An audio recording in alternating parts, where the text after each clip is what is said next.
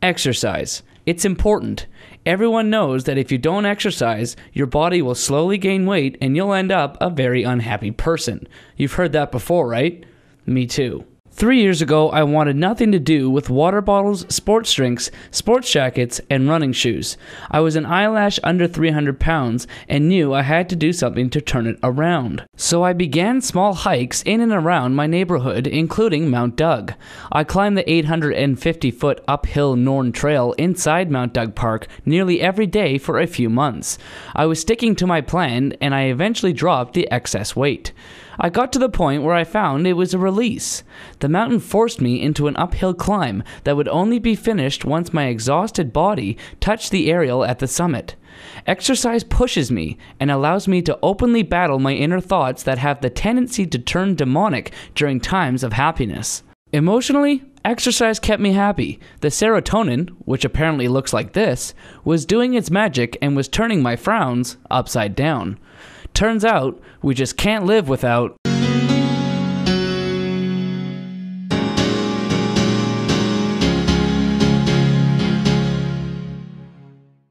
Recently, I took my camera and drove down to Mount Finlayson, which is located at Goldstream Park. Mount Finlayson was my next step after Mount Doug, and I've been climbing it for the past couple of years. Because I go quite frequently, I run into what I call regulars. One of these regulars goes by the name of Bernard.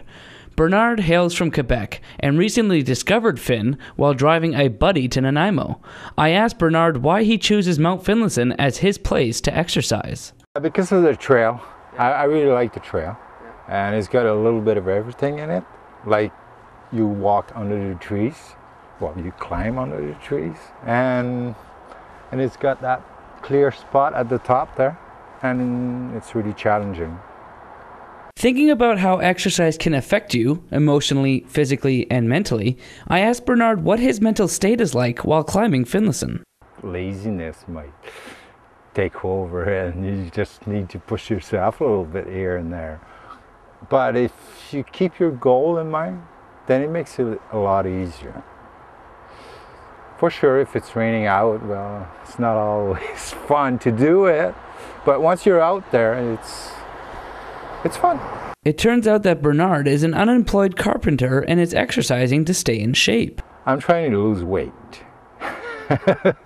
most of all, and stay in shape, because as you get old, you sit on the couch at home, so you gain easily weight, so I'm just trying to...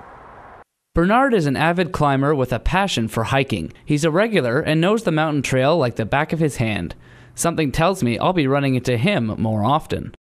So there you have it. That was Bernard, a carpenter who climbs Mount Finlayson in hopes of losing weight. Pretty standard, right? Well, what if we were to look at the extreme side of exercise? Meet Dominic Bergeron, a biology teacher at Camosun College. Dominic is training for a Canadian triathlon. It didn't make sense to me. Why does this biology teacher want to push his body to the limit? I remember as a kid watching Ironman Hawaii, Kona, on TV, and I was probably 15 or something like that, and I decided, well, that's something that I would like to do eventually one day, and this idea was kept in the back of my mind for a long time until I started running and be very serious about running and doing marathons and stuff like that. And eventually I decided, well, you know what, before I'm 45, I want to do the Ironman.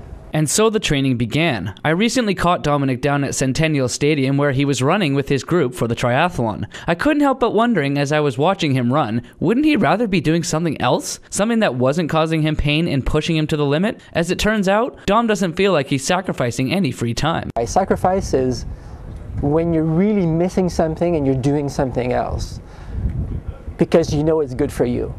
I don't think I'm missing anything, you know. My wife trains. She's a triathlete as well, so she does triathlons, and she started training for triathlons this year.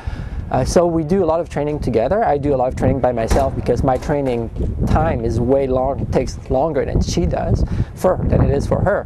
But I don't think I'm missing on anything. Any way you look at exercise, whether you're doing it to stay in shape or driving your body towards a triathlon, it's an important component in maintaining your fitness, happiness, and overall mental well-being. If I can do what I did, there's no reason why you can't drop the remote, get some friends together, and go for a walk.